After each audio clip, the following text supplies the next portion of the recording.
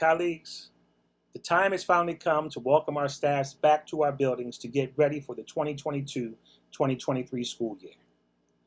Yeah, we've already been on our grind since we reported to leadership convening on August 1st at Fells High School. Yeah, we've trudged through 11 days of summer reorg in our buildings. And how dare they add an extra day. Over the past couple of weeks, some of us may even have encountered some of our staff for a leadership meeting or some scheduling work. But when we finally welcome staff back for that very first PD day, that's when it gets real. For sure, when we have day one with the students next week, that's when it gets really real. But we're not going there right now. Welcoming the staff back is a big enough event in and of itself. We worked hard to make sure our agendas and slide decks were tight. We made sure our resources and materials were in order. We did walkthroughs to make sure the building was clean and inviting. In the process of it all, we also labored over a very important question. What will you serve to your staff? Without question, feeding your staff is a very important component of ushering in the new school year. It's so important that, for years, many of us would try to get creative with our school budgets, or we would come out of our own pockets. What a relief it has been that for the past couple of years, the district also recognized the value of welcoming our staffs back in style by giving us an allotment so that funding is not an obstacle. With funding in place, our only task was to work out the details in answer to the question, what will we serve to our staff? So we poured over the list of approved vendors. We reviewed menus. Would it be breakfast fare or would it be lunch? Would it be day one or would it be Friday? Can we do breakfast on one day and lunch on the next? That's the actual magic I watch my secretary work in stretching those funds. Breakfast on Tuesday and lunch on Friday. Now, I don't think I need to remind you, colleagues, it's not just about the what, but also the how. Presentation matters.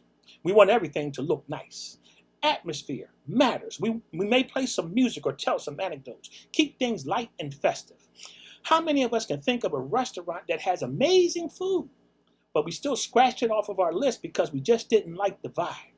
Great food, sure, but the service is lacking. Colleagues, you made provisions for the first part of the equation. You've procured the food and set the table. Now, how's your service? How's your service? Let's use that question as a bridge from thinking about physical nourishment to the spiritual nourishment or social-emotional nourishment that we are providing to our staffs. To guide our thinking, I want to look at just one verse, Proverbs 15, chapter 17 verse. Better is a portion of vegetables where there is love than a fattened ox served with hatred. Clearly, this proverb subscribes to the notion that it's much more appealing to the palate to have a nice, juicy cut of meat than a bowl of succotash. To the vegans and vegetarians who might be listening, I know you disagree, but I need you to work with me here and embrace the metaphor. Draw on the stereotypical scenario of a mother cajoling her child to please eat your vegetables. The point is this: I would rather have that which is less desirable, in this case meaning vegetables, if it also comes with a double portion of love, than to have that which I crave, meat, in the midst of company that is loathsome. In a school context, you can think of vegetables as the obstacles and challenges that we have to face head on. No matter who we got to cater our breakfast or our lunch, there are going to be some vegetable conversations on the menu. I saw my preliminary PSSA results, and my Lord, there are going to be some vegetable conversations. Addressing students who are performing below grade level, guiding teachers through a pedagogical shift, enhancing school safety, mitigating neighborhood challenges. Courageous conversations pertaining to diversity, equity, and inclusion. These are some major lifts. These are challenging topics. These are things that don't always feel good, aren't always easy to digest. Vegetable conversations. There's no way around it, colleagues. We've got to serve some vegetables that we and our staff all must eat.